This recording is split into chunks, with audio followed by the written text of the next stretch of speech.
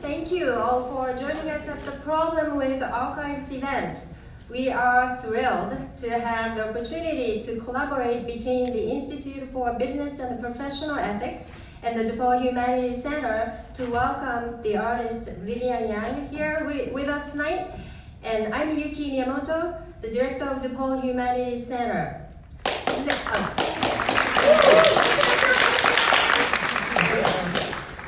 Let me talk briefly a few upcoming events later this year. On May 15th, we will co-host an event with the Chadwick Institute for Metropolitan Development and the Friends of the Chicago River, focusing on evaluating and revaluing our lives with the river.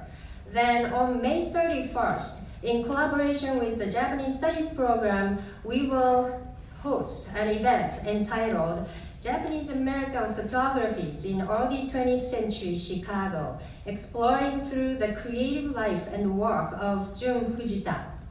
On June 7th, we are co-hosting a film screening of Shin Godzilla and Godzilla -1. Have you seen those? At the Music Box with Japanese Arts Foundation to celebrate the 70th anniversary of Godzilla. So please visit our website for more information, and you can also follow us on social media for updates and news. But first, from today's co-host, the Institute for Business and Professional Ethics, I'd like to introduce you to its Executive Director, Summer Brown. The Institute, housed in both the Dryhouse College of Business and College of Liberal Arts and Social Sciences at DePaul. Summer is a double demon and received both her degrees in BA and JD from DePaul. Her research interests include social enterprise, benefit corporations, and employment law, among other topics. She is currently the president and board chair of B Academics, an academic professional organization focused on the study of business for social good, and is on the President's Sustainability Committee. She's passionate about voter rights and helped to establish and manage the Vote DePaul program, helping students register to vote. Summer previously worked for the U.S. attorneys for the Northern District of Illinois and the Cook County State's Attorney's Office. Please welcome Professor and Executive Director Summer Brown.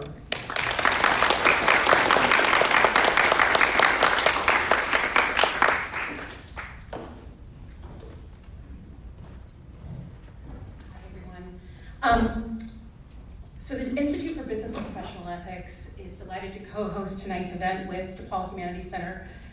We're founded in 1985, and the Institute was established, as Yuki said, as a joint effort between the College of Liberal Arts and Social Sciences and the Driehaus College of Business to explore ways in which decision makers across the professions make ethical decisions, and to also maybe here and there help stir some of the moral imagination around social consciousness through programs like this one tonight.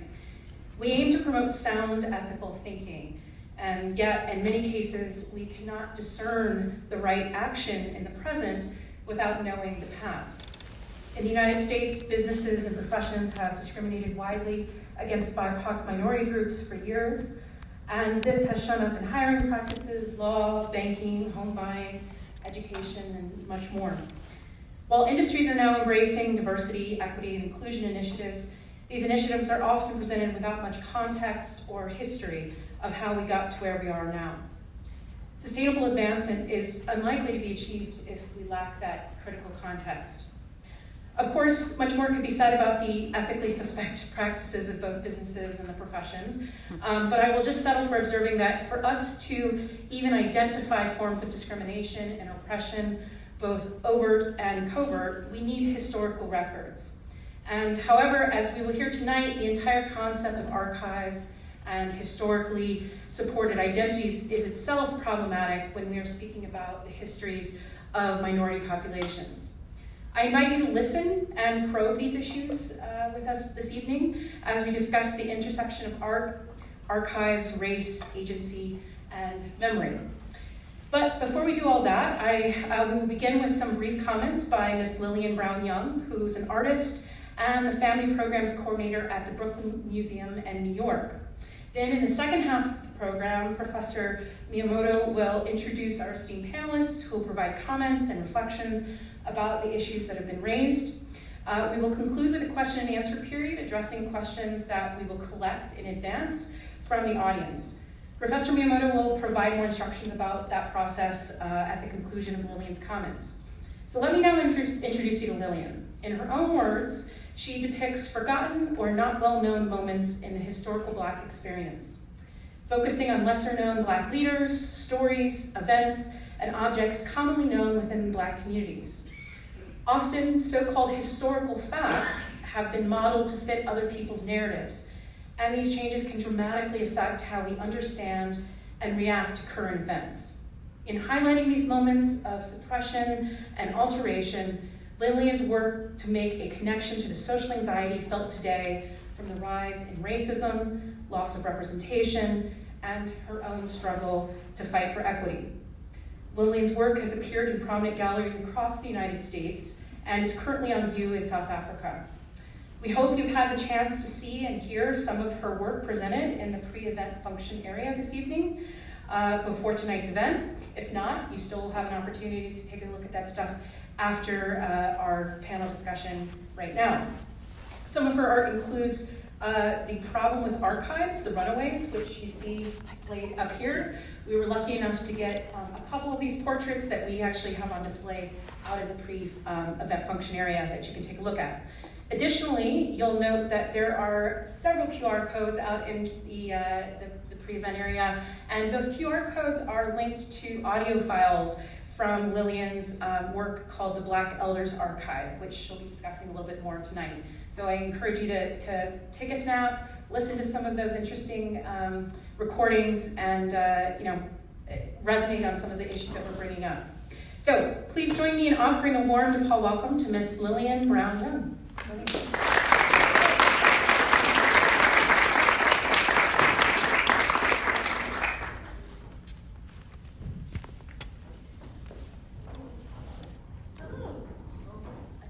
Yes, there we go.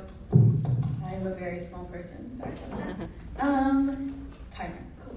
Hi, my name is Lillian. I am a Black historical artist, and tonight I'm going to present to you what is basically my MFA thesis called The Problem with Archives, A Portrait is Worth Our Words. To give some background, this really started because of COVID. Obviously, with a lot of things that happened during that time, I wasn't able to go to archives and libraries like I traditionally do with a lot of my artwork. I have a lot of old historical documents, photocopies. I'm besties with a lot of curators and librarians. It's great. But since I couldn't be there in person, I started looking into digital archives. And in doing so, I started to more so understand the problem that there is with archives. I've already known about this problem for years, and honestly, I think most people have. But this exhibition really highlights what those issues are. So what is the problem, which is what I had to figure out for like 3 years of my life. Basically, these are the 4 parts. First is collection practices. I work in a museum. I've worked in museums most of my life. I love them to pieces, but they're flawed.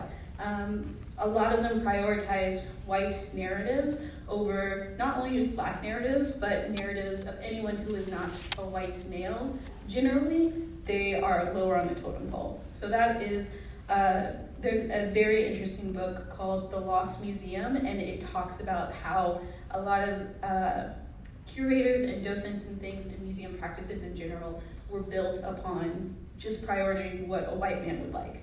You also have, at least in the Black community, the brick wall of 1870. So this makes it very difficult to find individuals. Before 1870, I did not count as a person on the census.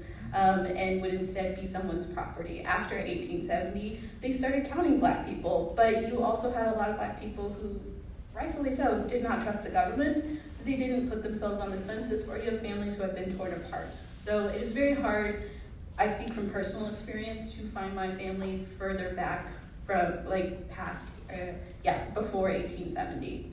You also have obscurity. In the Black community, for a long time, we were not allowed to read or write. It was illegal. Me doing this right now would have been considered illegal in the past. So a lot of people pass down stories orally, or they did paint things, and there are a lot of really fantastic Black artists from like the antebellum era. If you want to know, let me know. I have a whole list of like 200 names, but their stuff is not credited, or it's lost, or it's very rare you can find them.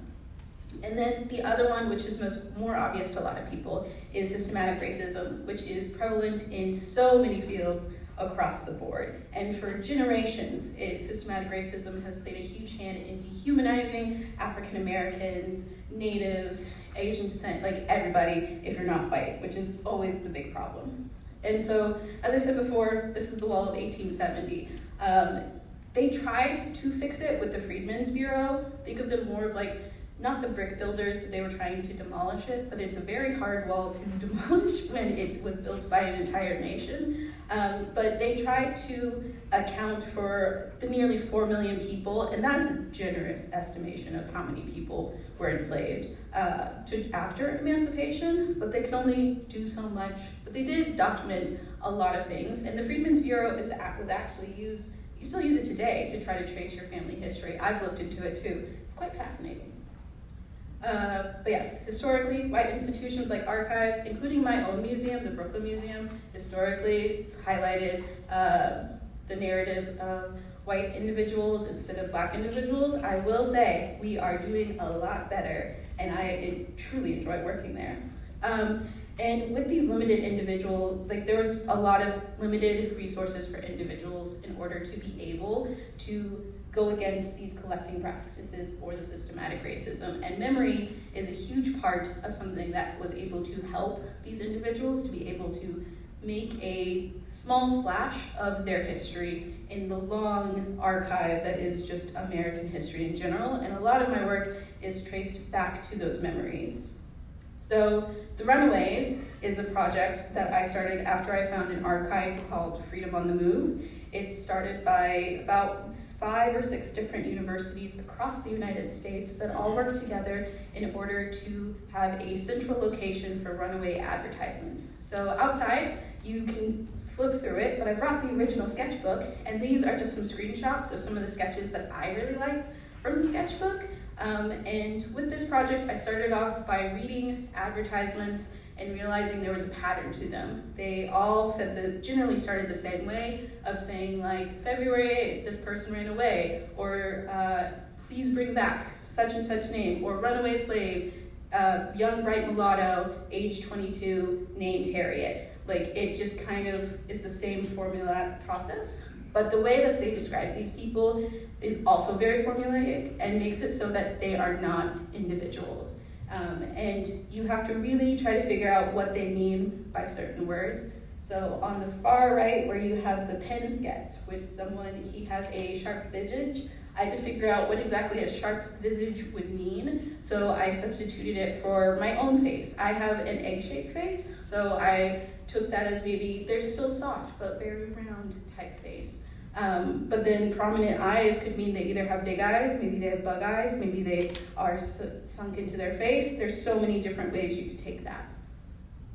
With this project, I built everything. I asked for nobody's help, except for Walt. Walt is great. But basically, I bought all the lumber, I took it all to the wood shop, I spent too much money, and cut down all the lumber, and I also am responsible for pulling all the straights. So this was my studio in grad school. It was complete chaos, and all of my walls were covered, completely everything, to the point where I also took over the walls of my studio mates, because they were really nice, and they let me do that, which is unprecedented. And it got to the point where I became very desensitized to looking at these pieces. purely because I was used to seeing all of these eyes, all of these faces looking back at me every single moment of the day, which was interesting and also very hard to get out of now that I'm not in school. I'm not as desensitized anymore, but at the time it was very much people would come into my studio, I would not understand why they were crying, and then I thought about it, it was like, oh yeah, this is actually like really sad when you start to think about it. So as you can see, built all of these straits. The Runaway project consists of 100 paintings, technically 101 because two of them have the same name and they look the same, so someone got an extra one. But the first iteration is 100 paintings, hand-built, hand-painted by me.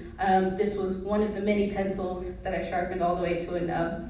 I would painted all of these on linen canvas. I prefer painting Black people on linen purely because the coloration of the linen being brown makes it a little bit easier, so it's a nice little cheat for me as opposed to using canvas, which is already stark white.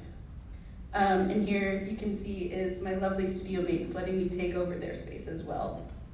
And this was the second installation of the Runaways. So this project has always been meant to be installed in a grid formation. So you walk into a room. My dream is to have this in display in a white box gallery. You walk into the room and all of a sudden there's just a bunch of eyes looking at you. And all of these faces are runaways. These are people who tried to escape from inhumane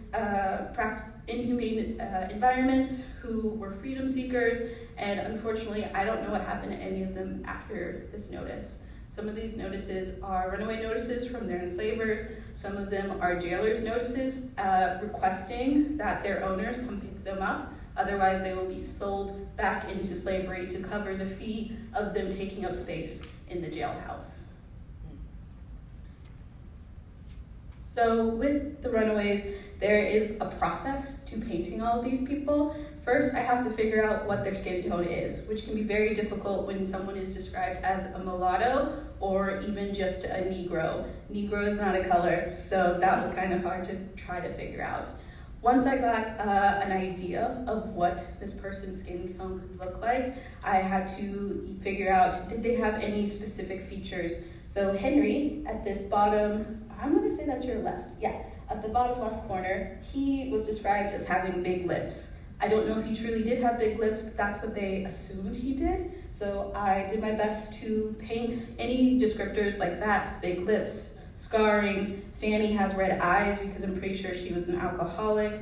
Mingo has a scar on his face. Edmund has very straight cornflower hair because he is a quadroon. And then you have Charles, who had a hat, and he had scars on his face, smallpox scars.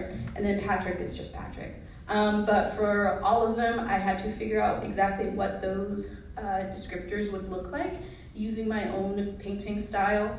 And then the words that you see are the entirety of the runaway advertisement. So generally in art, it is frowned upon to use text because text is distracting. I think text is really fun to mess with, especially as someone who is dyslexic. So I like to take the text and mess with it and reformat it in a way that really rehumanizes everything that's happening.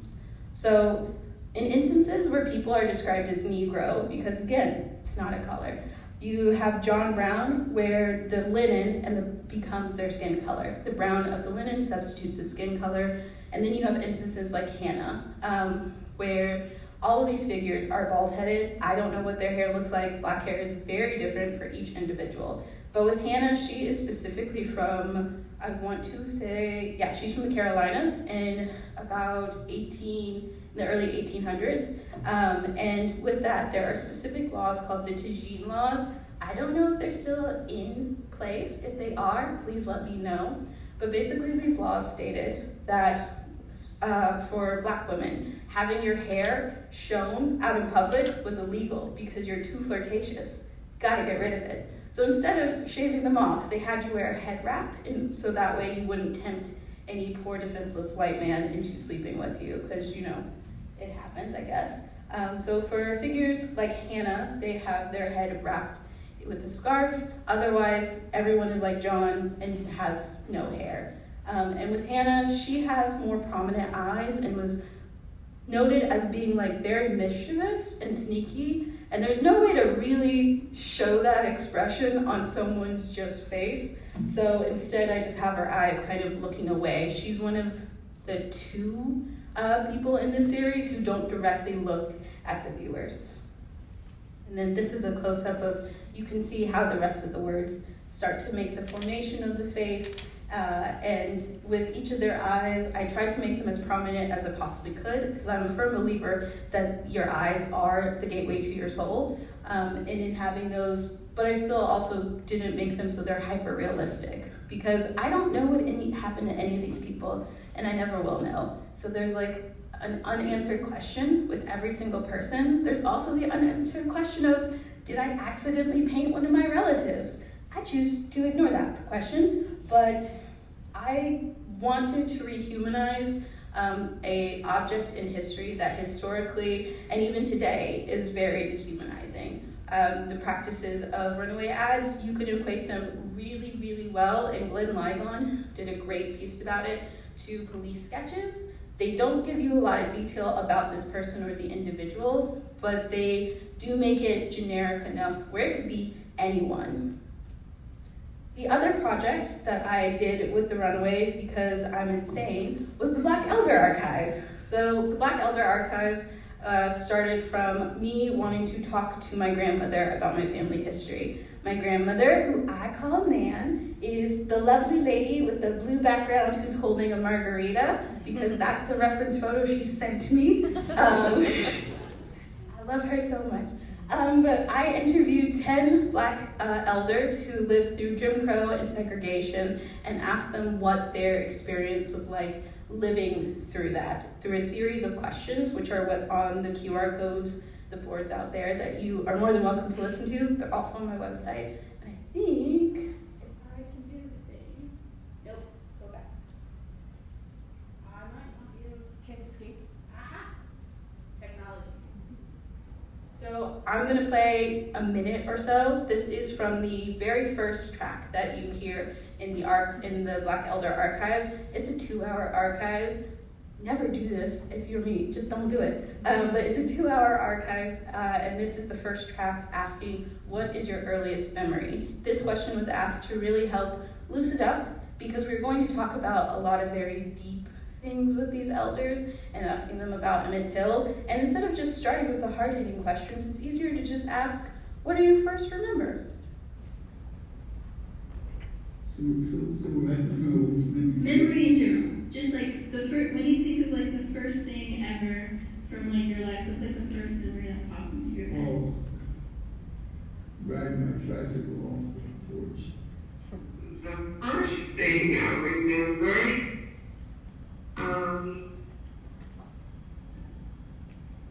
maybe it goes back to when I was 4 years old. Mm-hmm. That's the earliest that I remember in my life. I remember when I was about 3 years old, I learned how to wash dishes when I stand on Orange Street to wash dishes. It was some Gene Autry. Oh, did you like Gene Autry? Yeah, I like his music too. That's actually my grandmother, that's Nan. It was really fun to actually get to interview her with this project. And one of the questions that I had that was more so off the record for all of the elders was, why hadn't you told your stories before? And a lot of them gave me the same answer of, I didn't think anyone would care. So the problem with archives is we have historically not been really good about collecting things. We haven't collected things that are important, only things that are quote unquote interesting to a very specific group of people. We can fix that problem, it's still possible, because we still have people like the elders who are alive. We can talk to them, we can ask them questions, we can hear their stories, and I highly encourage, if you haven't talked to your grandparents, call them tonight, see what's up. For this project, I interviewed 10 elders that I know personally. So the man with the red background is my great uncle Bruce. He marched in Selma. The woman with the purple is my literary teacher from middle school. Her name is Ms. Baker. She is awesome. She told me about an instance of when she was almost killed when she's from Texas, where a group of white boys were walking around with a baseball bat and they were able to make it home in time before they circled back in their truck. This is Ernie Boone. He is a journalist from Michigan. He went to Michigan State, which is where I went, and he started one of the first Black newspapers in East Lansing, and he gave me some copies of them, so I'm very excited. I have them in my own personal archive. And then I have Bob Ray Sanders, who he quotes as saying he single-handedly desegregated the movie theaters in my hometown of Fort Worth. Right after they passed desegregation, he went to the movie theater, was able to get a ticket, see the movie, no one kicked him out, and then he just kept going back and bringing more friends. So he did that. And then we have Nan, my lovely Nan. She raised 6 children, she had help, and then she became a widow and raised 6 children by herself. And according to my great aunt Phyllis, she raised the most money for all of the civil rights movement that the church were doing, that her church was working on. And then you have the fabulous Opal Lee, who is the grandmother of Juneteenth. She is the reason why Juneteenth is a federal holiday, and she's a friend of mine and from my hometown. And she is fantastic. Love that woman.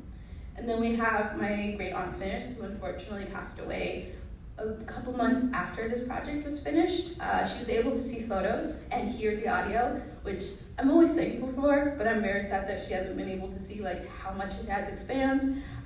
This is my friend's grandfather, Mr. Henley. He was a factory worker during the Detroit riots. And with all of these different people, I have displayed this show in so many different ways. So this was the first iteration at the MSU Broad Art Museum, where 42 of the runaways were on display in the museum. And then all of the elders were also on display. And to hear their narration, I bought a $2,000 speaker called the Sound Dome that hangs above the photos, and so when you stand under the sound dome, you can hear everything clearly and you get to hear what's being said. If you stand away or like a little bit out of the circumference of the dome or even farther away, it all becomes very muffled or you can't hear it. And that was a deliberate physical illustration of if you are in the Black community and actively looking for these stories, you hear a lot of things. You hear all of this history, it's common knowledge to you, but if you take a step back or you're not in it at all, it all is muffled and all you see is people that you figure don't have a story. But actively stepping into those circles, actively talking to people, you get to hear more and not just see. And as it was said before, they went to Stellenbosch. This was a really cool roundabout thing for me of being able to technically return some of the runaways. About 20 of them are now currently at the Stellenbosch Museum in Stellenbosch, South Africa. And it was very interesting to be able to return these people to the motherland, basically. One of those runaways who was returned I think from his description, is specifically from the Congo, from the way that he's described as having tribal scars and that he was fresh from the boat in such a way where it makes me think he was probably one of an early slave, if that makes any sense.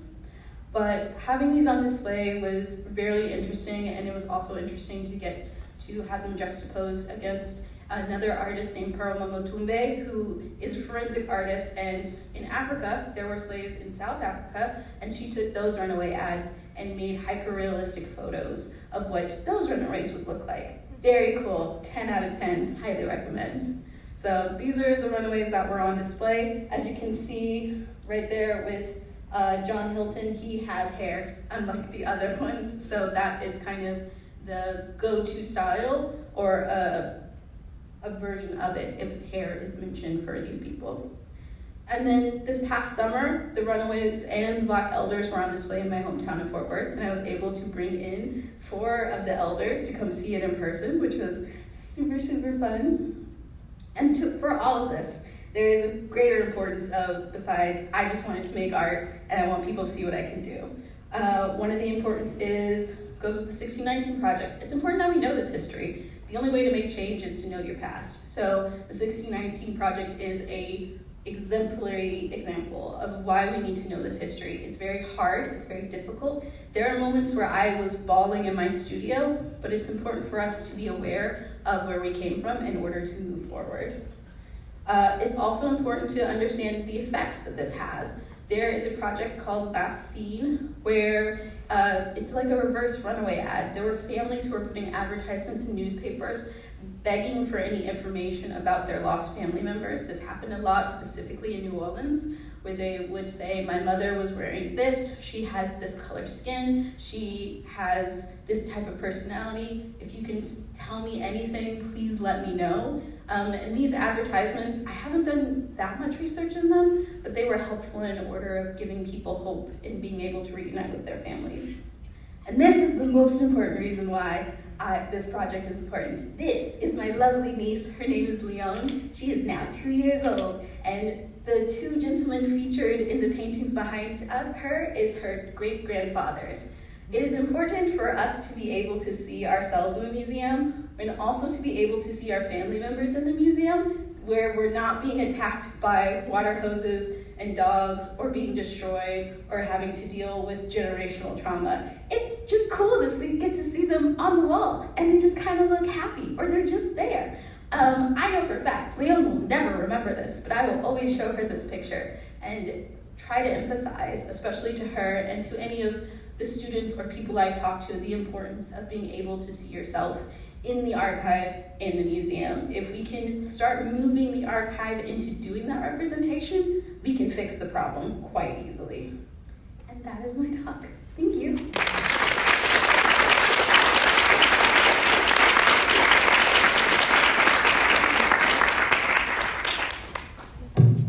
Thank you so much, Lillian, for such a powerful presentation. Your paintings bring those people to life and transcending time. And this reminds me, actually, the dinner last night we were having with the panelists, that the archive is not pinning down or fixating the documents or memories or narratives, but it can interact with us and changing the meanings. And I just witnessed it, so it was very powerful. Thank you very much. Before we transition to the next segment, I'd like to remind everyone that we'll be taking questions from the audience after the panel discussion. Please write down your questions on a piece of paper you can probably find on the seat, right? And hold on to them until the panel discussion is over. Then please pass them to Dr. Anna Clissold, here, Associate Director of the DePaul Humanities Center, or Summer Brown, I just introduced you. They are collecting your questions at the end of the panel discussion, and the panel will address them during the Q&A session. Now, let's turn our attention to the interlocutors on the stage. From your left, Dr. Simone A. Johnson. She's an assistant professor of African and Black diaspora studies at DePaul, and she will be a moderator for this conversation section. Dr. Johnson earned a PhD in 2022 and MA in 2019 in anthropology from the University of Notre Dame, and a BA in 2017 in psychology with a concentration in comparative women's studies from Spelman College. Her areas of research and teaching include African American folklore and expressive culture, the Black anthropological tradition, critical medical anthropology, Black feminist theories, Afro-surrealist traditions, and urban environment and ecology studies. Through her ethnographic research based in New York City and Chicago, she collects stories, recipes, and rituals for healing to explore the relationships between self-care, community restoration, and social transformation. She critically examines how people's racialized class and gender experiences mediate how they navigate different worlds of care.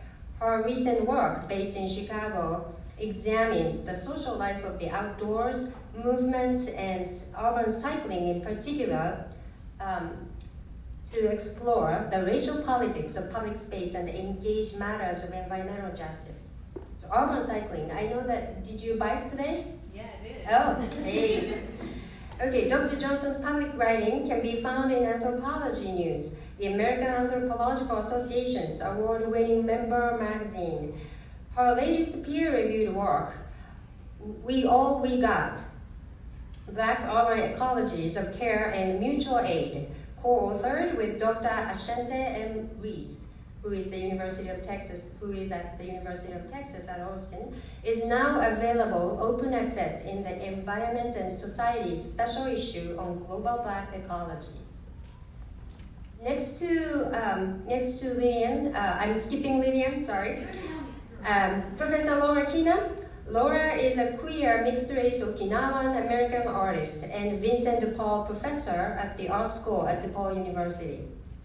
She is also an affiliated faculty member of American Studies, Critical Ethnic Studies, Global Asian Studies, LGBTQ Studies, and Women's and Gender Studies.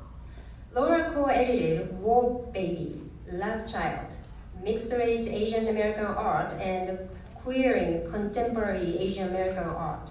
She is a curator for the Virtual Asian American Art Museum and the series editor for the University of Washington Press, Critical Ethnic Studies and Visual Culture. This past fall, 2023, Professor Kina was awarded Outstanding Commitment in Education by the State of Illinois Treasurer's Office for LGBTQ+ History Month and Provost's Award for Excellence in Diversity, Equity, and Inclusion at DePaul University.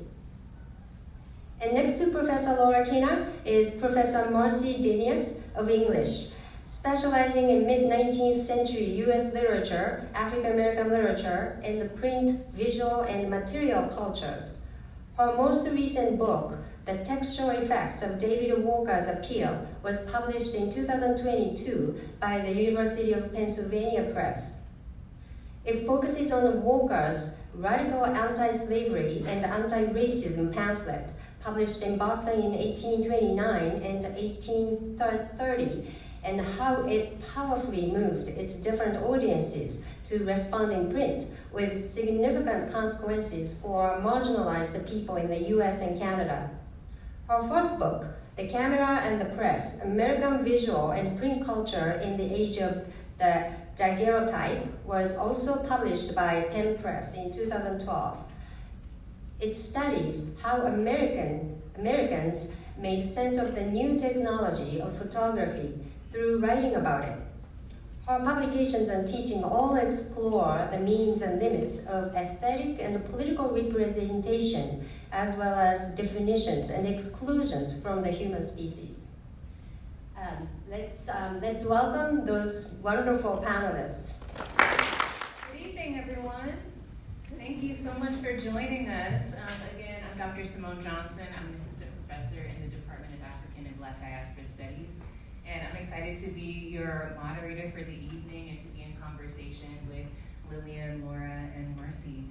So thank you all for joining me today. And thank you for your presentation. No problem. It was wonderful to learn about both of your projects with the Runaways and with the Older Oral Histories.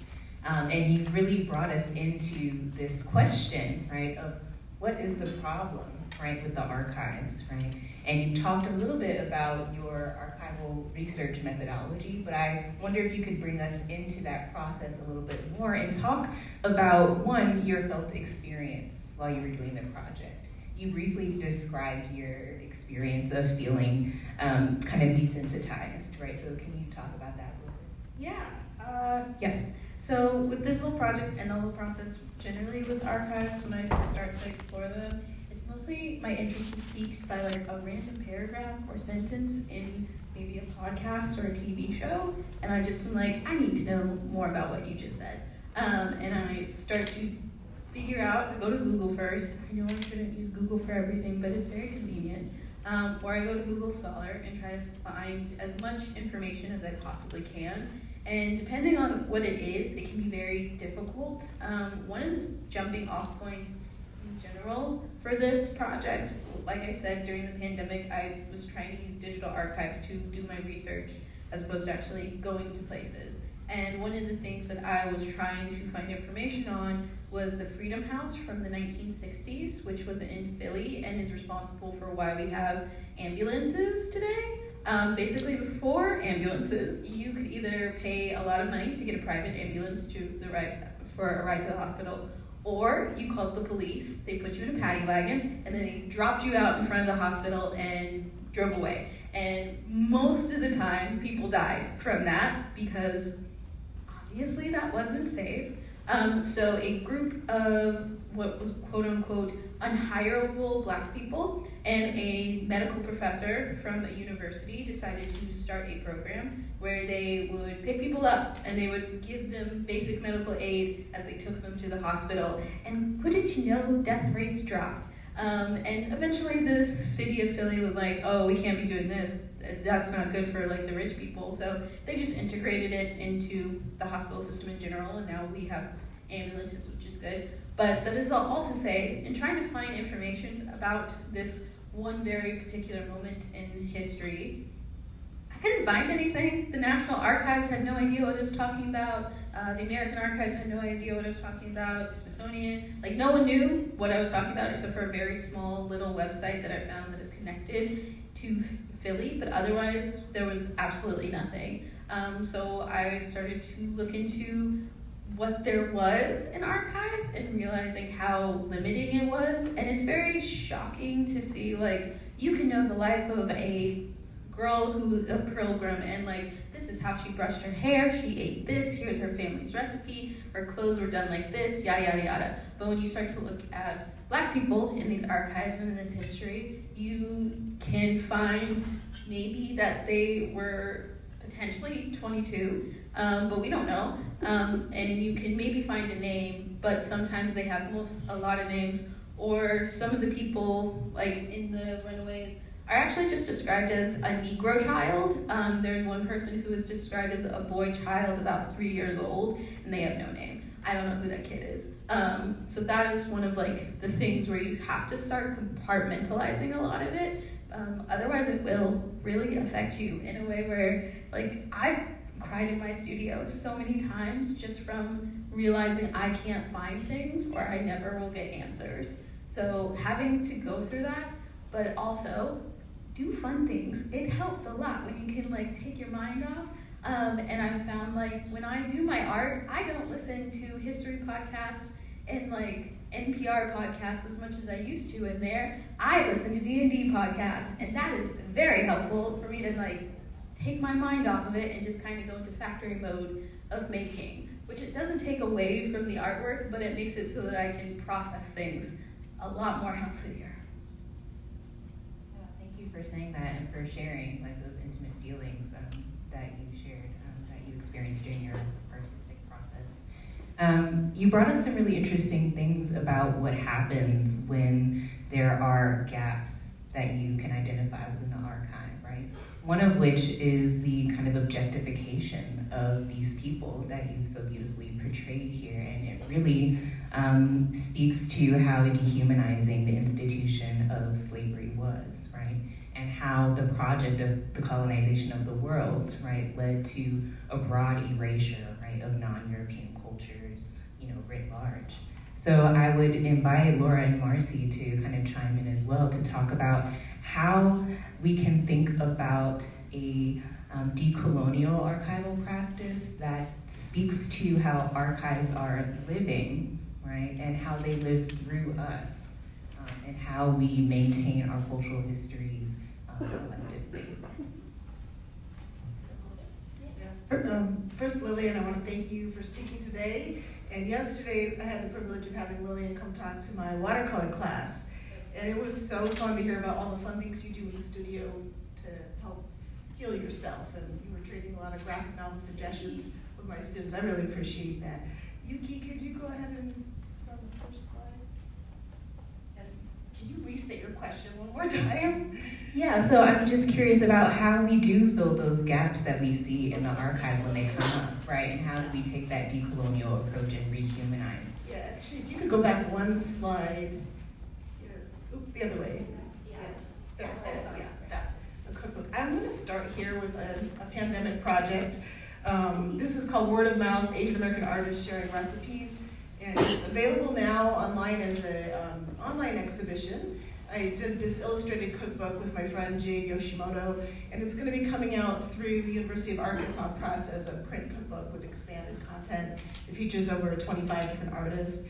But in terms of one of the decolonial approaches I take is, I don't really call it like official oral history, but talking story. My dad is originally from Hawaii, and so in that culture it's talking story. So my studio practice, I have many art practice painting series where I've gone back to his community in Hawaii, and then also to my ancestral homeland of Okinawa, and talk story with elders. And that has informed how I've looked at historic photographs and bring them together through feelings, and realizing there's always going to be gaps and absences. But the pieces I wanted to highlight today are really more about working with community. And I've done a lot of work about, long time ago in family history, but in terms of today, who we are now, during the pandemic, I was missing my friends, I was missing cooking with people, going out to eat, backyard barbecues and all of that. So one of the ways we came together was this cookbook project. So I invited artists from all across the United States to contribute a recipe and tell me the backstory behind it, and then we spotlight their artwork. So this is the cover, my drawing is in the front there, it's some ingredients, and then Jade's drawing is on the top, if you want to go one more slide here. And this is an example of one of the recipes by Kim Marcelo Junio. It's the recipe for vegan kari kari. Yeah. And I don't know, you want me to just talk about all the slides right now, or? It's up to you. I guess I could, then we could. Oh, yeah, just okay. This is the next slide. A lot of my work has been focusing on my Okinawan heritage. So again, I'm half Okinawan, and our culture has been colonized by both the U.S. and Japan, and so there's a lot of cultural loss. And one of the things that I've lost is I don't speak our indigenous language, Uchi-Noguchi, and neither do a lot of people in Okinawa anymore. So this is a children's book written, and one of the things I've been trying to do too is public scholarship. So this is a children's book published by Best Press, and it's called Okinawan Princess, The Legend of Hachichi Tattoos. So these are our traditional hand tattoos, which were also outlawed, and now are making a resurgence. And I hope this children's book has been part of that cultural resurgence. But it was written by an author in Hawaii named Lee Tanuchi, and it's written in Pidgin English. And then Masashi Sakihara translated it into Japanese and Uchi-Noguchi. So this is a way to get this into the hands of parents and young people. It tells a story, but then there's a history section in the back. Yeah, so you can learn about the history of Pidgin English, history of Hachichi tattoos. And then I have two more projects I wanted to spotlight. We'll just go. So I've also, in addition to my practice of being a studio artist, I curate shows and doing studio visits with artists, talking story, and I realized many times that there's a larger story beyond one individual story. So this is one anthology I did with Jan and Christian Bernabe called Querying Contemporary Asian American Art, and then there's one more. This was my first anthology called War Baby Love Child, Mixed Race Asian American Art with Wei Ming Dariotis.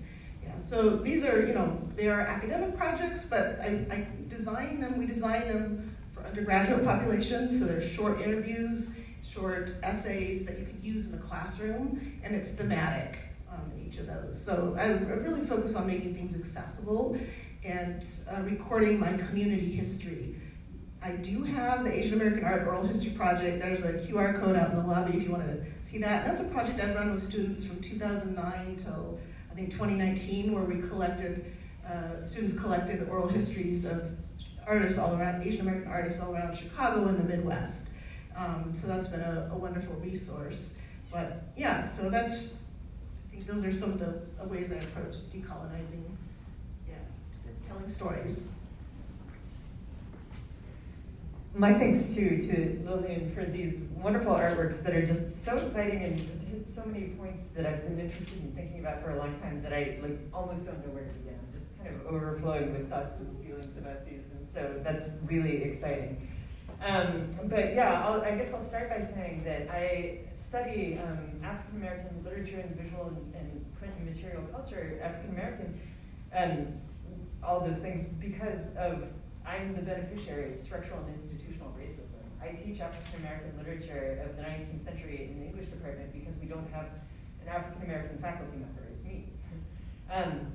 And I happened to start studying those materials because they resonated really strongly with me, and because they were simply overlooked in my graduate education. And so I kind of retrained myself to think seriously about these materials and especially think about them as colonized people engaging with all of these modes of representation in a way that they recognized that they couldn't, that they had to engage with them, that they were colonized people living in these places that valued communication and representation in these ways, and that if they were going to have any kind of presence, they had to take part in them. And so I try to think about my positionality as someone who comes from the dominant culture where these practices are the norm, archiving, photographing, creating text, things like that, and then look at especially African-American writers and subjects of images or people who are interested in photography like Frederick Douglass, and really look at how they came to these different modes of creating memory, of forging representations, of creating archives with an investment in that practice, that they didn't see the process of archiving or the fact of representation as hopelessly dominated by the dominator. Right, and is always hopelessly oppressive, but that these technologies, if we want to call them that, could actually serve liberatory purposes too. And so, Yuki, if I could have you pull up my slides too. I tend to be very interested in how particularly African-American writers and thinkers take these technologies and use them in maybe kind of surprising ways. Ways that we wouldn't necessarily think about looking for them. And so this first example is from Harriet Jacobs. She's probably the best known female author of a slave narrative from the 19th century, the so-called slave narrative. And this is an instance where we can really see Jacobs, who again was enslaved, wrote the story of her life, recognizing the power of these runaway advertisements and then doing something very interesting with the runaway advertisement in the writing of her narrative. On the left is the actual advertisement that her enslaver published once she had run away. And if you're not familiar with Jacobs's story, one of the facts that's so interesting about her as a runaway is that she did not flee to the north. She in fact hid in a storeroom above her grandmother's shed attached to her house, a very small confined space, where she was physically debilitated for 70 years. And so she was hiding almost in plain sight in some ways, and then eventually made her way north. But when she did make her way north and got her story published, she took it upon herself to represent, and I would say represent, her enslaver's runaway ad. And as you'll notice, the one on the left is the original runaway ad, where she was only valued at $100, but in Jacobs's representation of that ad, she's literally revalued herself, made herself more valuable at $300.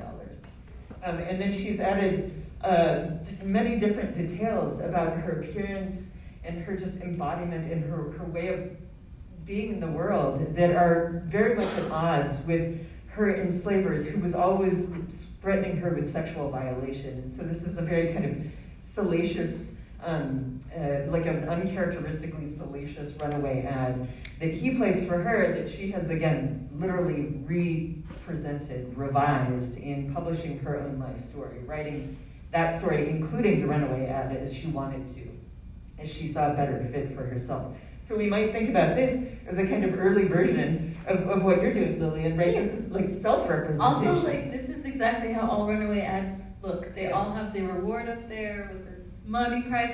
$100 is actually a very odd. Usually people are between like, this sounds really bad. It's between like $15 and like $50, 100 or anything more. That means like that person really wants them back. There's even one instance where an advertisement, someone is listed as they are worth $20 if they're brought back alive, but if they're brought back dead, they're $25. So I don't know what that person did, and I don't want to know what that person did, but their owner was very vindictive. But every single advertisement starts with, ran away from the subscriber, and then it goes into a weird description of who that person was. Yeah, and just to note a detail about this too, the kind of normalness of these is down there below her enslaver's name, James Norcombe. It's got the code about what days of the week it was supposed to be published on, Tuesday, Thursday, and then run for 2 weeks. That's what he paid for the frequency of that advertisement. So this was just a part of everyday doing business in newspaper advertising at the time. And you would find these alongside ads for lost dogs and things like this. This was, again, just part of the visual and news landscape of the time, made profoundly ordinary and profoundly dehumanizing, which we can see Jacobs herself challenging when she has the chance to, quote, run her own ad, basically. And then, Yuki, if you advance one more. This is the cover page from David Walker's Appeal, which my most recent book is about. Again, it's the most radical anti-slavery and anti-racism pamphlet of the 19th century. It occasioned most of the anti-literacy laws in the South that enslavers were so afraid that their enslaved people would get a hold of this and basically that it would tell them to resist, that they banned literacy, that they really restricted mobility, not only of enslaved people, but of free black people in the South. So it was quite consequential, and it traveled. Walker himself shipped copies of this pamphlet into the South by the crate to random people so that it would just circulate, and then also more targeted audiences down there. We'll advance one more, and this is, if you would go ahead, one more, there we go. This is, it's again, largely a kind of polemical piece, arguing against the different mechanisms in law and in debate at the time about ending slavery and about colonization, removing freed African Americans to Africa. But within this, you can also find what I think of as a kind of portrait of Walker, or at least traces of Walker's lived existence, and even like his embodied emotions. And so it's a very exuberant text. It's filled with exclamation points and all caps and small caps and the pointing index fingers. But there's a moment, a particularly emotional moment on this page at the bottom where he's talking about the horrors of slavery and the way that even enslaved people are encouraged to further others' enslavement. And he's so upset by this and the harm that Black Americans or Black people are doing to other Black people in slavery that he has a pause in his writing. He says, "Oh heaven, I am full," 3 exclamation points. "I can hardly move my pen." And then he goes on to talk about how he expects that he'll have a bounty put on his head for writing as frankly as he's writing. And that he's overwhelmed by recognizing that too, but that he's going to forge on, whatever the consequences may be. So this is one of the moments where I think we can really see the living man who wrote this, who felt so powerfully moved by the abuses he saw in slavery, that he had to write this pamphlet, that he had to make sure that it got to people, and that he had to include himself in it too. And then I'll show you really quickly one more example of this as well, where he's calling out, especially what he calls Christian Americans. I think of this as like the Bernie Mac moment, where he's like America, and he's basically talking to white people. But he points up the Declaration of Independence and reproduces the most important parts of it, and then has one of his little pointing fingers. He's capitalized the most important words. "All men are created equal," with 2 exclamation points. And then before he's even introduces this, he says, "See your Declaration, Americans. Do you understand your own language?" And to me, that just reads as a moment where Walker, that he's incredulous, that white Americans could write literally the same, the Declaration of Independence, these principles of equality, and then defend slavery at the same time. And again, just seeing that as a place where Walker, much like Jacobs, was so invested in the text and textuality in print, in circulation, as a mode of freedom and achieving equality, that they weren't seeing this as something that was only going to continue to dominate them, and that this was, they're making the best of it as they possibly could as colonized people in a thoroughly colonized society, in a thoroughly colonized mindset, but again, trying to re-educate people using those same tools that were used for oppression.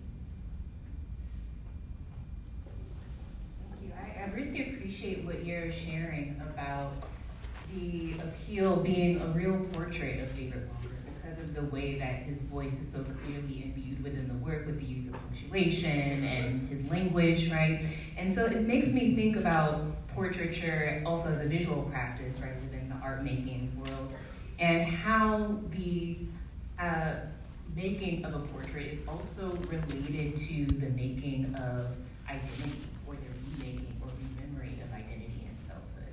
So could you talk a little bit about portraiture as a medium itself, and a little bit about identity, and how you as artists, scholars, researchers think about portraiture and agency in particular with regard to how we identify ourselves and fill those gaps within the archive? Sure. So I'm a portraitist. I do it for fun. I doodle people's faces all the time in like my sketchbooks and on my notes at work and things like that. And my friends and I always joke, you're not a true artist unless you just doodle eyes on every single paper that you have, which I basically do. But with portraiture, it's really about having a chance to say like, I was here, and drawing yourself, and like having something where people can not undeniably say that person was here.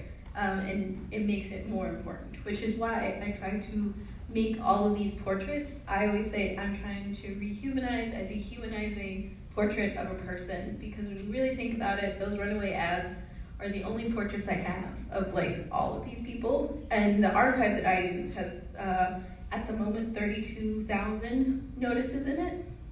And that's like a fraction of the amount of people who were enslaved. So I did 100, which is a small decimal of the 32,000 of that archive, which is a also small decimal of the millions of people who escaped slavery or tried to, and that is a small fraction of the millions of people who were enslaved when you really think about it, because not everybody was written down. There were some definitely illegal stuff, more illegal stuff happening. But with portraiture, it's really important. One of my art heroes is Kehinde Wiley, who does a lot of Black portraiture, and is highlighting just being a normal Black person, but in a very contemporary classical art exemplar.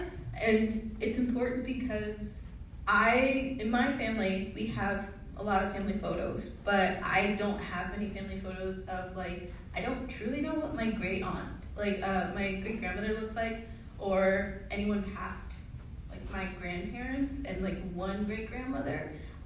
We don't really have photos. I asked my grandmother about it, and Nan said that a lot of them were destroyed in a flood. So I know those people used to be around, but I haven't the slightest idea what they look like. And I just have a weird cartoony image in my head to substitute for that, as opposed to an actual physical painting. And there's a lot of instances in the art world where portraitures, when they're found, especially of Black people, it blows everyone's minds. The Met just acquired a piece that was found in New Orleans of these 3 white children. That was a classical antebellum painting, and then someone cleaned it, and they realized there's a little Black boy under there, and it blew up the internet. And it's a really pretty piece. Low-key, it's basic. But because they have that Black child in it, and we actually get to see him, and we know the history of he was painted before, and then he was erased because they decided he wasn't necessary to the narrative because he was potentially the half-brother of the 3 children that were shown, and erasing his portrait, made it where he no longer mattered. And bringing him back retells his story and rejuvenates his memory, basically. So that's for me the importance of portraiture. It's really rejuvenating and affirming that you are here as a person, and making it so the rest of the world, they can be shitty to you, but they can't deny that you were here. I didn't show you any of my portrait work, but I have 5 bodies of work that are a portrait series. Some of my early work in my career, over 20 years ago, I was painting about being mixed race. And so I have one early series called How Soap Operas, and another one called Loving Series, in which I was exploring my identity as a multiracial person and finding other people who were mixed race and painting their portraits. And I've thought a lot about those works. They were instrumental both in that first book, War Baby Love Child, that I co-authored. And then I also, along with Camilla Fojas and Wei-Ming Dariotis, founded the Critical Mixed Race Studies Association and Conference. and journal, on and on. And so that for me started, actually, the very first one started of me painting my nail technician. So she is Amerasian, and so we were both half white, half Asian, and I was really aware of class difference and our history difference, and I thought, I don't know her story. And so that was, led me to really thinking about larger histories. But then I also realized how portraiture can also be used to support neoliberal multiculturalism. So it can be celebrated in a way, in the visibility. So I've thought a lot about visibility. Another series I have, Sugar in Blue Hawaii, similarly to what you were talking about lack of resources and photos. In my dad's community, sugarcane plantation in Hilo, many of the pictures you only have are from the plantation owners, right?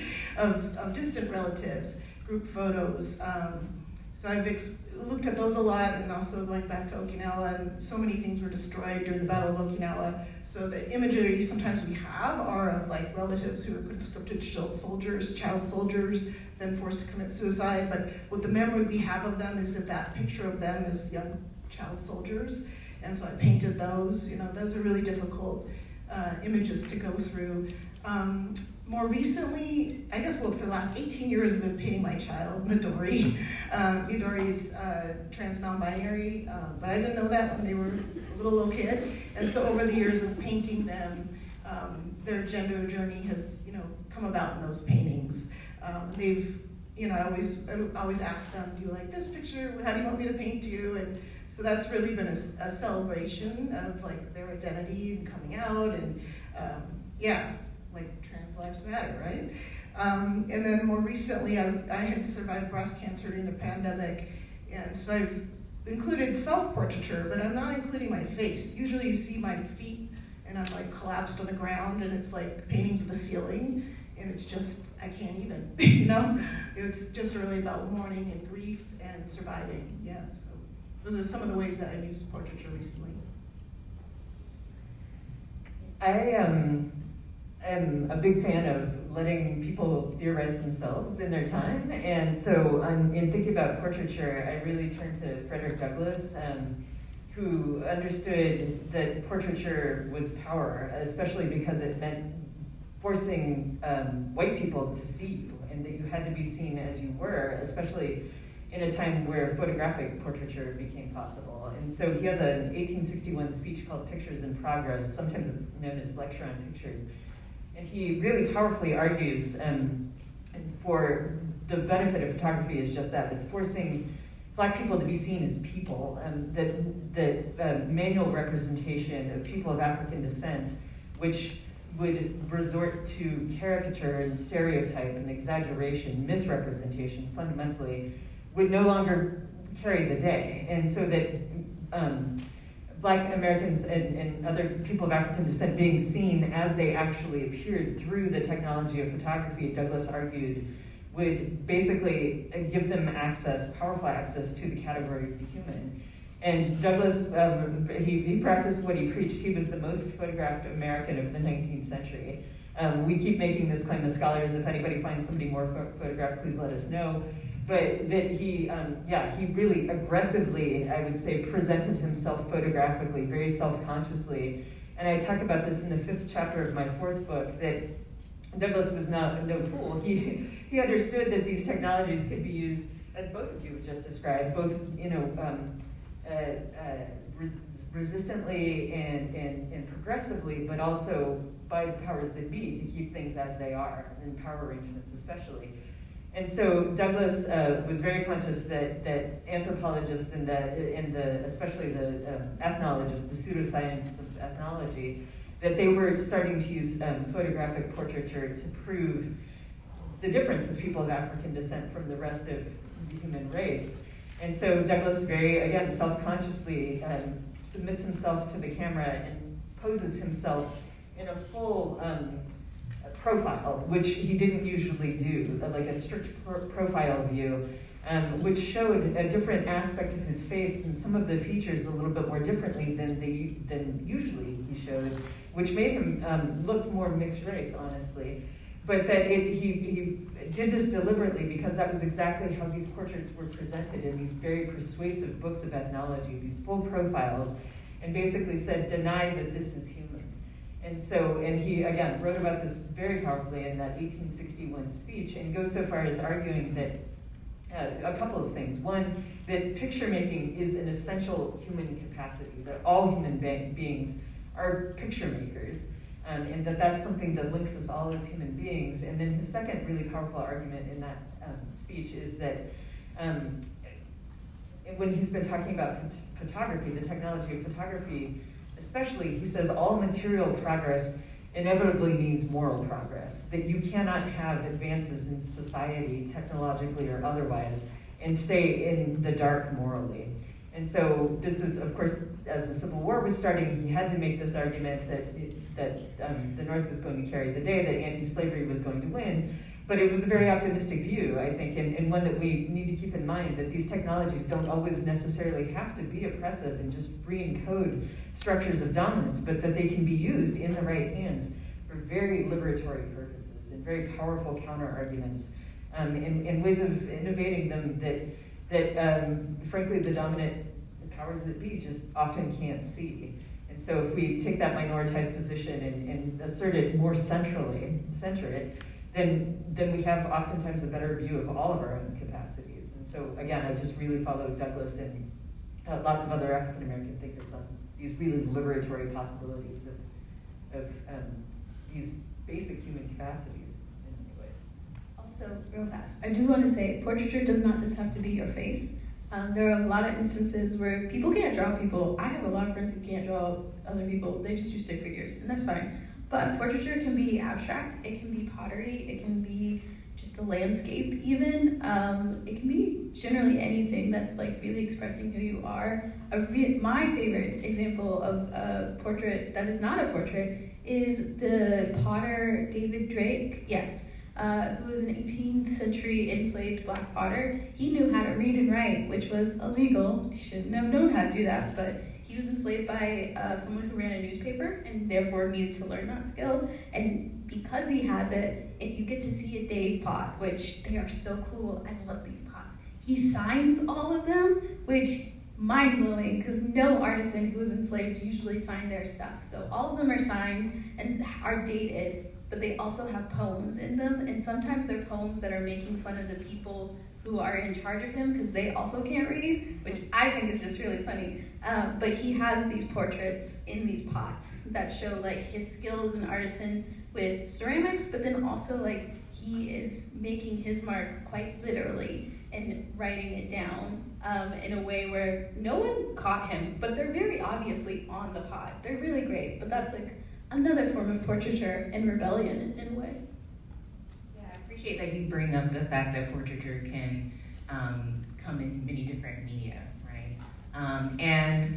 Actually, we have a couple of you who are working with children, and I wanted to kind of pivot and talk about the archive in relationship to intergenerational kind of cultural memory keeping, and also how we can make our stories, right, in the archives more accessible, right? And, maybe start with you, Lillian, and then talk, maybe about your children's books. Yeah, so I'm a family programs coordinator at the Brooklyn Museum. That is a fancy way of saying I make art lessons and I get to play with babies all day. It's so fun. I love it to pieces. But in doing so, I'm an intergenerational educator, which means the caregivers that come with the children to my programming, they will also make something. Even if they try to stay on their phone, I generally push a bunch of materials at them and go, help the child, and then walk away, they have to do it. And with that, I work in an encyclopedic institution, but we are also a social justice institution, so we do have a lot of exhibitions that are talking about identity, whether it be the Black identity. We have a work up right now that is talking about an artist who is, I'm pretty sure he's Indian, and he's talking about like the oppression that a lot of his family members went through in India and the censorship. And so we look at all these different artists coming from very different backgrounds and try to emphasize the importance of keeping a family archive, but also like adults having those tough conversations with children. I've always been a proponent of like, you have to talk to your kids about this stuff. You might not want to. It might make you like uncomfortable to do so, but it makes me uncomfortable to have to live it sometimes. So you're uncomfortable for like 10 minutes is nothing compared to my right now 28 years of being uncomfortable. And so with all of the programming and stuff, I make a point of trying to give parents visual thinking strategies, which is VTS, or just different wordings or perceptions on how they can do so without like traumatizing the children. Because if you traumatize a child, I get fired, and I like my job. So we talk about like how you can make it so the kid can be more empathetic, and a lot of that is built on the African philosophy of Ubuntu. And Ubuntu is based on, there's no real English translation, except for the closest one we have is I am because we are, and it's more of a communal mindset of that. We need to work together in order to make change. There are a lot of different societies and communities in Africa. I know from South Africa specifically that use Ubuntu just in their everyday life. And this is a philosophy I've been bringing into the museum in order to help start those uncomfortable conversations, especially with kids, because kids can be taught a lot of things, and that's to say they can also be taught racism. But if you have conversations with them and talk to them about like, okay, I know that someone said like this one thing to you, but like here's why you should not repeat it. They are very empathetic little things, and if you tell them that hurts people's feelings, they generally will be like, oh, well, I'm not gonna do that again. And then they will go off and play with something. And they never do it again. It's great. I wish adults were like that some days. But like working with kids in that way and also giving their caregivers those tools helps their caregivers in turn unlearn a lot of harmful things and rhetorics that they have been taught as a child and that they have just brought into their adult lives. So that's basically a lot of stuff that I try to do with teaching things like portraiture and teaching about social justice movements. We don't shy away from things in the museum, or at least I don't. For instance, we have been looking at our Arts of Asia collections a lot, and we have an Arts of Islam section.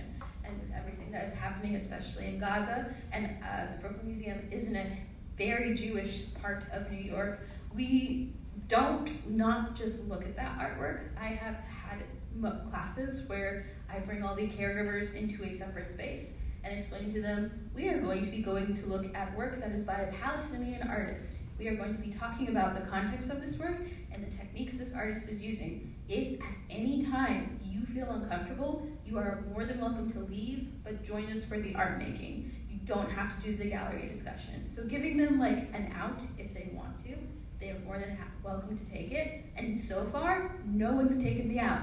Everyone comes to the discussions, everyone brings something to the discussions, and they listen and they learn. And giving people the opportunity to do that is helping the kids be able to learn of how to like navigate very hard social conversations, which is great. I love to see it in the galleries, especially when everything is just everything, and you have to deal with it. So those are different ways that I personally try to help kids and help families, caregivers, because we have a lot of grandparents too, to be able to navigate and have these conversations. Heck, we're about to start our new programming, and it's called People in Portraits. So we're going to be looking at a lot of different portraits, and we're going to do a lot of cute things. I'm so excited.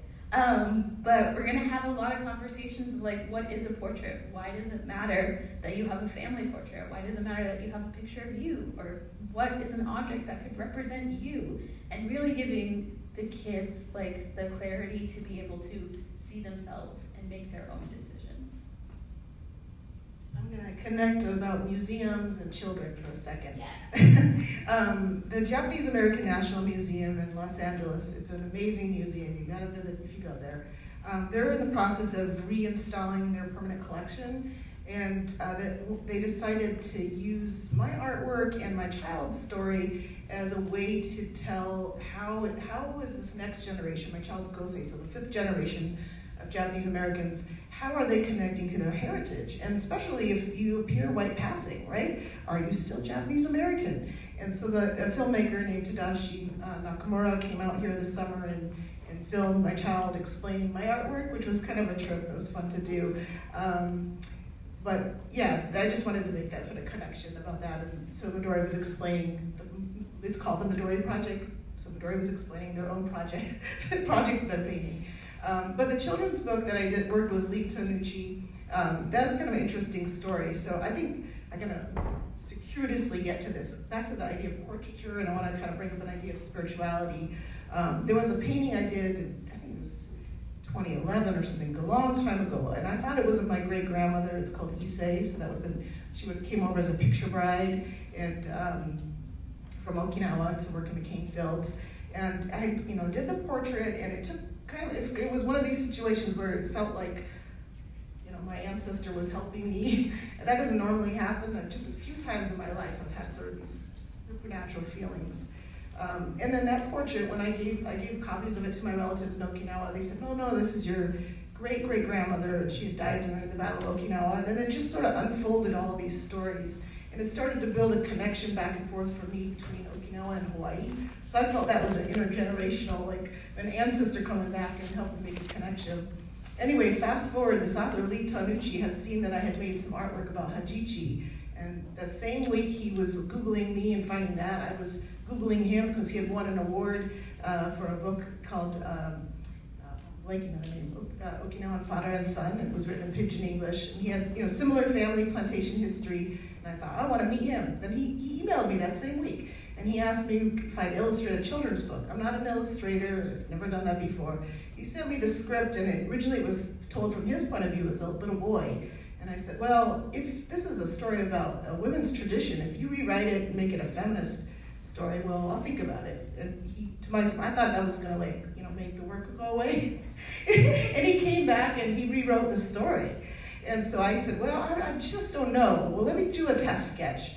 And so one of the main characters, the grandma, I sketched it out, sent it to him. He said, oh, I can't speak Pidgin English, but he said, I had painted his grandma. So I thought, oh, this is really remarkable. So we tried to work long distance for a while, and I had my child pose for some things, and then I ended up flying to Hawaii, and his nieces, they posed for a lot of the imagery as well. So it's a combination of his relatives and my relatives posing, and we drew them. And that was a really fun process. And then as that book, it's at its second printing now, and it's really had a wide influence, and that's been really incredible. So way more people read that than any academic article or book I've ever done. It's a far wider reach. Yeah, and then I was excited to see how many people are starting to get these tattoos. I'm gonna do that. It's on my list of things to do. So. Thank you for sharing that. I don't know if you want to comment, Marcy. Yeah, I can just say briefly that I maybe more intergenerational than talking about children, but I think of, I've often struggled with teaching African American literature to African American students, particularly that because of it not being a person like them that they're seeing, that they're learning these things from.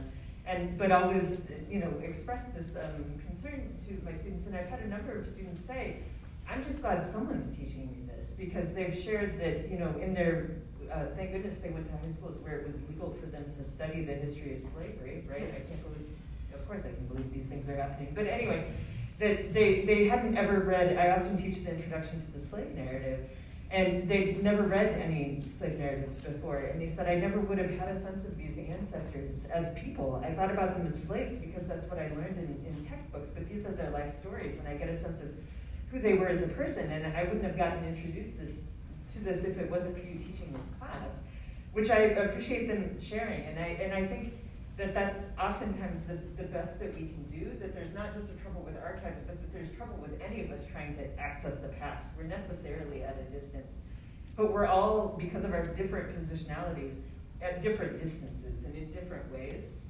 And so I think as all of us, as long as we try to do, if we're really interested in resistant histories and liberatory work and social justice, always working on trying to realize that, like we always have to realize we're never going to do it, we're never going to get there, we're never going to be able to fully realize it, but we have to do the best that we can and do it in the most ethical ways that we can and constantly be revisiting that. And so sometimes I have students, when I share this with them, they'll say, yeah, no, I wish you weren't teaching this class. And I appreciate their honesty with that. And I say, me too.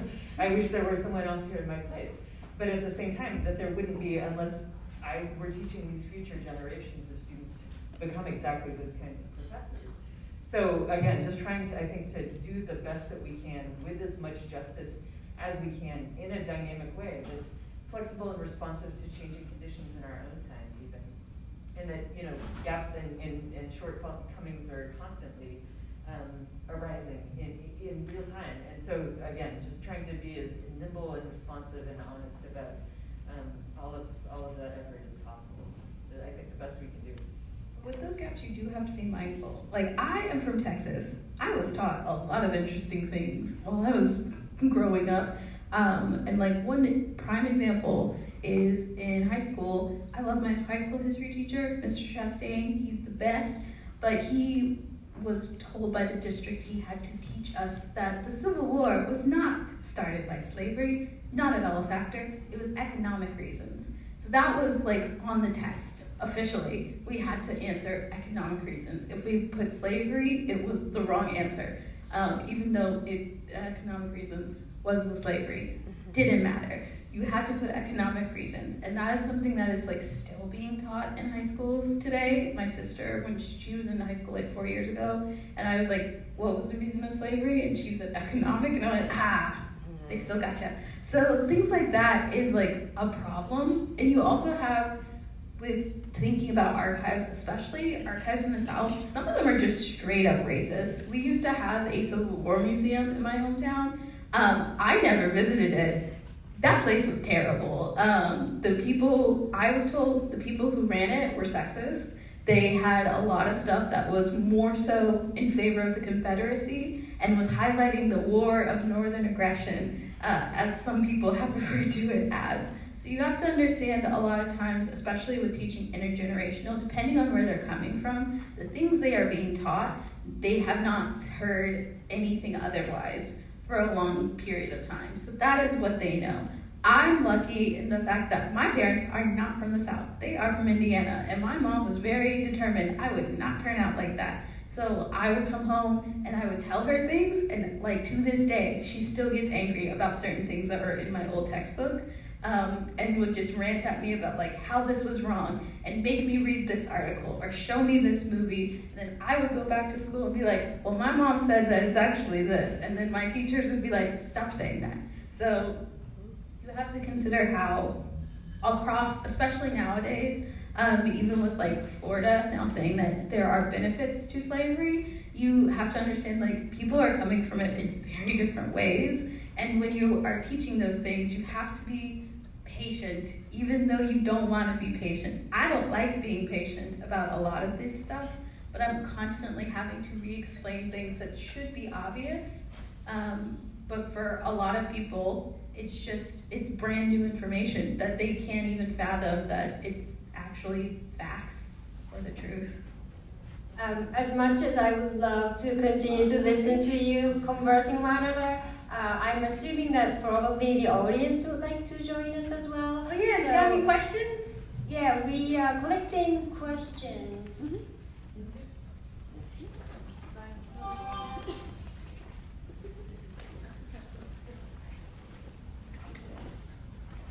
Oh, we got one. Let's go. We got 3.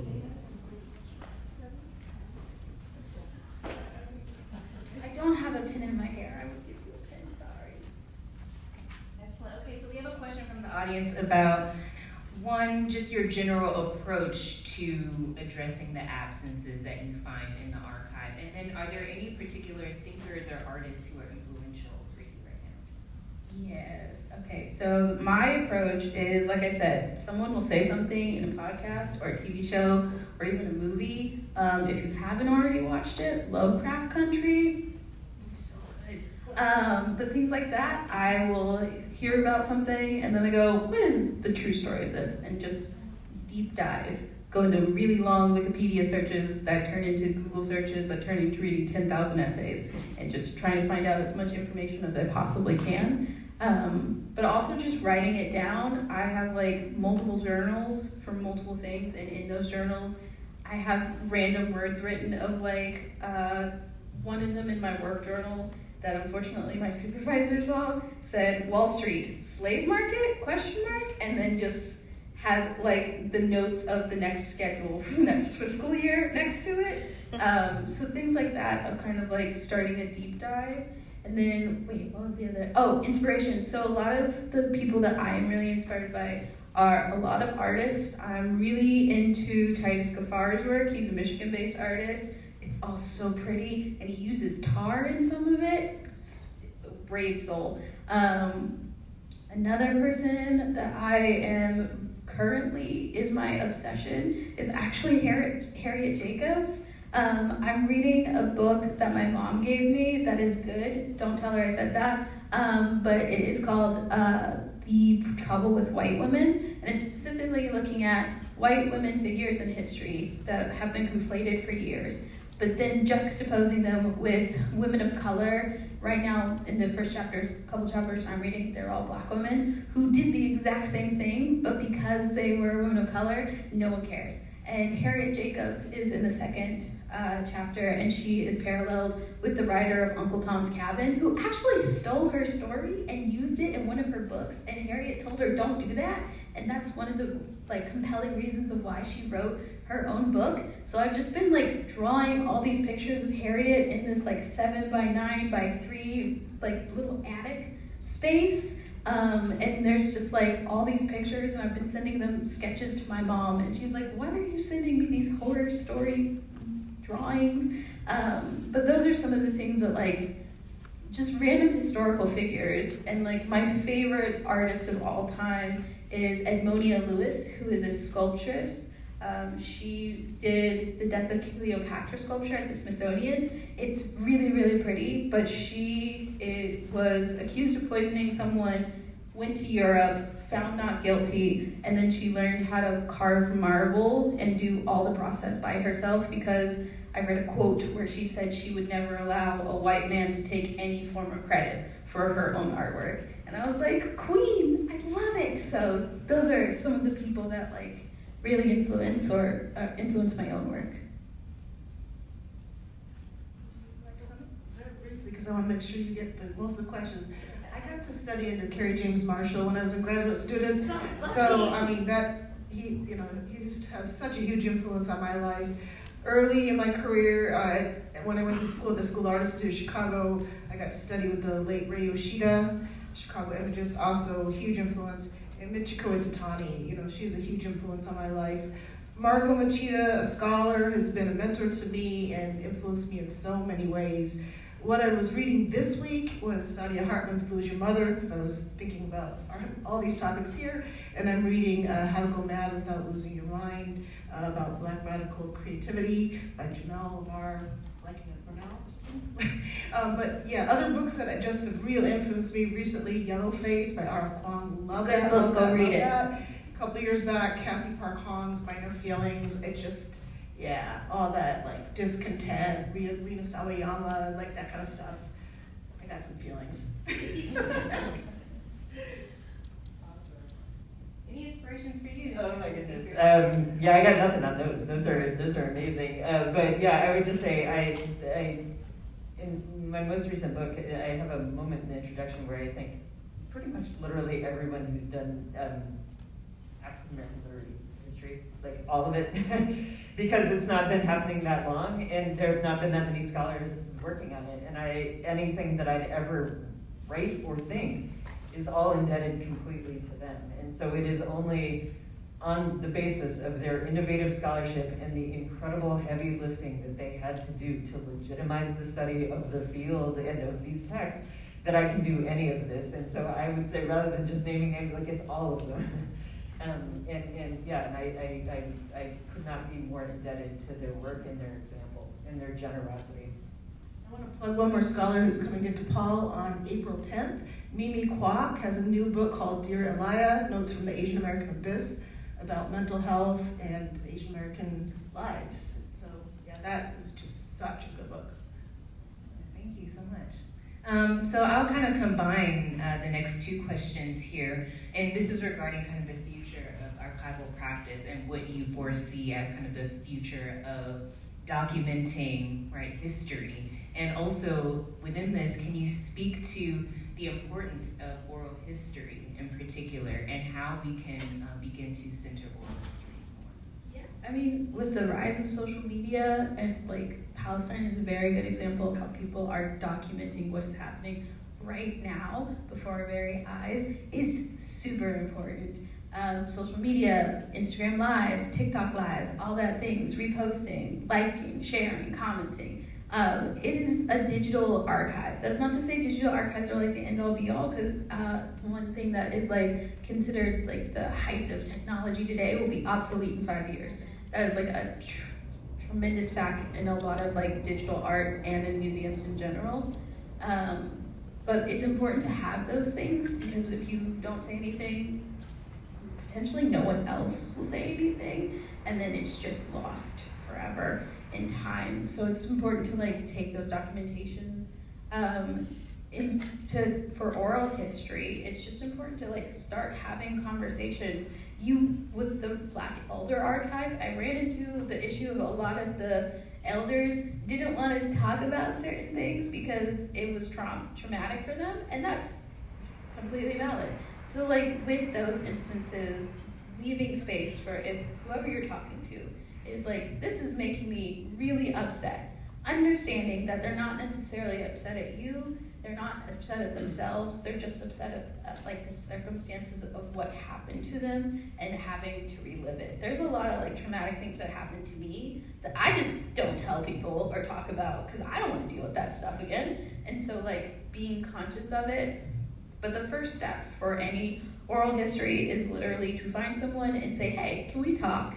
And coming to them and explaining what's going to happen, but also giving them the space where if they want an out, give them an out. That's what I try to do with my stuff. Last night at dinner, we were starting to talk about Saidiya Hartman's idea of critical fabulation, right? So when there's absences, you don't have access to those things, there's silences. That's important, right? And so things that exceed the archive and storytelling and speculative history, I think those are important too. Thinking about technology, paintings they last actually quite a long time. So I think about some works I've done that were online and they're gone. But plain old painting and drawing, sometimes those last a very long time. But also storytelling, right? And we pass those stories on to each other. It helps us remember. So I think those are equally as important as actual things that go into like physical archives. Yeah, let's see. I have real concerns about a lot of our archives and where they're headed, especially because of everything being digital now. We're pretty good at having figured out that, especially nonprofit institutional archives have been very subject to power always. But I don't feel like in our current time that we're paying enough attention to how much capitalist corporations have control over almost every aspect of our lives in ways that they haven't. Like, they extend into the deepest reaches of our lives now in ways that they haven't before. And so there's probably hardly anyone in this room that's printing their photographs now, right? They're all digital and they're stored on somebody's cloud. And so I don't know, maybe I'm getting old and conservative, but I feel like materializing these things is increasingly important because of the rapid changes in digital technology, but also our over-reliance on it. There's a fascinating story in the New Yorker right now about solar flares, and if you read it, we're doomed in every way. We're just gonna lose everything. But materializing these things seems really important. I think going back to Lillian's example of the enslaved potter, right? He not only wrote his name on those things, but those pots exist because his hands crafted those pots, right? They would not exist without him having touched and shaped that clay. And that kind of materialization in any form, be it printing a photograph, be it shaping something, and even I think that if we think about it literally, the materialization of passing down oral histories and how that imprints on the brain, right? The brain is a recording technology. I think these kinds of materializations are really important to kind of counter one, our loss of control and the financialization and kind of commodification of all of those things, of all of memory. But then also, too, that it's against time and the inevitable ravages of time, that we tend to do a pretty good job of hanging on to things in the world. And so I think I would just encourage us to think a lot more about not getting rid of materiality. That materiality is one of those things that we can hang on to and do a better and fuller job of, even though it's expensive and hard to maintain. And I think similarly, storytelling is so important because it's embodied, right? And it's material in another way, right? Which is why that oral history piece is so important as well. So we have one final question for tonight before we let you all go this evening, and thank you so much again for this lovely conversation. So this is more directly related to the Runaway Project. And there's a question of if there is a story that stuck out to you in particular, and if you could recall that for us. Yes. So one story that with the Runaways that stuck out to me, there's multiple ones. Like I got into the habit of referring to all these paintings by their name and refer to them as such as people. Like if someone fell, I'd be like, Robert, what are you doing? Type situation. But one story that really stuck out to me is a group of runaways where I'm pretty sure one of them is Maisie, but she also is just referred to as a Negro woman. And the only one who has like a definite name is the male of the group, like the grown man. And his name is Henry, if I'm not mistaken. But it's a group of 5 people, so 2 adults and 3 children. And they ran away technically like a year ago, but they just keep posting this advertisement in hopes, I guess, that they'll be found once more. So the male has a name, the woman is called like Maisie in quotes, but also just referred to as a Negro woman. And then the 3 other people that ran away with them are all children. And none of the children have names. And that one was a very difficult story to get into because I started thinking about, is this a family? But it's never specifically stated that this is a family. It's just stated that, and I know that this advertisement is when it was printed a year old, because it says that the woman ran away when she was 8 months pregnant and by this time would have a boy child that was about a year old. And so I don't think I have any of the small, here he is. The smallest head, that's the youngest person in the Runaways. They are about 1 year old. And with this story, I started really looking into things and trying to figure out like about family dynamics of running away, because generally people ran away when they had the chance or the opportunity. It's not like super planned out like sometimes the movies make you think. And that one, I actually called my grandmother and asked her, like, should I paint a small child in this series? Or is that like really too slap in the face to a lot of people? And her response was, well, it happened. And she's right, it did happen. So this is the youngest person I have in the entire series. And that really stood out to me. And another instance of someone who stood out to me is, there are 2 people, and I get their names confused if I'm being honest, but both of them are described as having scars along their necks. And there's not a lot of things in which you can get scars along your necks unless you are deliberately injured by someone or you are trying to commit suicide. And so with both of those paintings, having to draw those scars on the neck really stood out to me of like, running away was an out, but there was also a more devastating out that I don't know how many people decided to take. And so like those stories, I'm tearing up now, I hate this. Those are the stories where like, I really think about them and I start to do some research into like the suicide rate, if there was any, or any record of like how people wanted to leave. But then I get really sad and I'm like, I can't look at that. And so I move on and I look at other things, but I've done doing portraits of runaways since undergrad. And on a happier note, one of my favorite runaway stories that's now becoming more mainstream is the Kraft family. And it was William and Ellis Craft. And Ellis is, as Nan would say, light, bright, damn near white, very white passing woman. And she disguised herself as an injured white man, and her husband, William, disguised himself as her servant, and they took the literal train from the south to the north and escaped, and they were never caught. And like, they made it all the way through. There's photos of Elaine in her costume and everything, and I, like, hearing that story, I painted a very nice portrait of it, and my uncle Jonathan now has it in his house, which I'm like, ooh, it's cool, it's so cool that I get to see them when I visit. But that story is like, that's one that really stuck out with me. There's a lot of terrible and devastating stories, but things like the Craft stories of how they were very crafty in a way to get to freedom, and literally just hopped on a train and just never looked back. Those are the stories that stick with me and make me really happy. Thank you so much for sharing those stories with us and for sharing your art. Thank you so much, Lillian, and to our panel.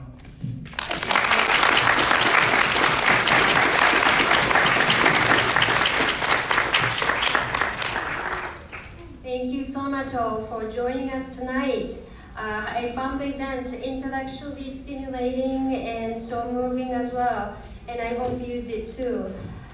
I'm grateful for Lillian Yang, flew from New York and visiting some of our classes at DePaul, and of course, our wonderful panelists, and thank you so much. And Summer and the Institute for Business and Professional Ethics. And I'd also like to extend my gratitude to our unsung heroes, Dr. Anna Clisol and Annie Farmer from the Paul Humanities Center. We have some refreshments and light meals at the entrance area. Please enjoy sharing your thoughts with our guests over the meal. And for my class, we are reconvening at 8:15. Okay, and then... You can do it, I believe in you. And we have more events planned, both on and off campus, as I made an announcement earlier, and I look forward to seeing you again soon. Have a wonderful night. Thank you very much.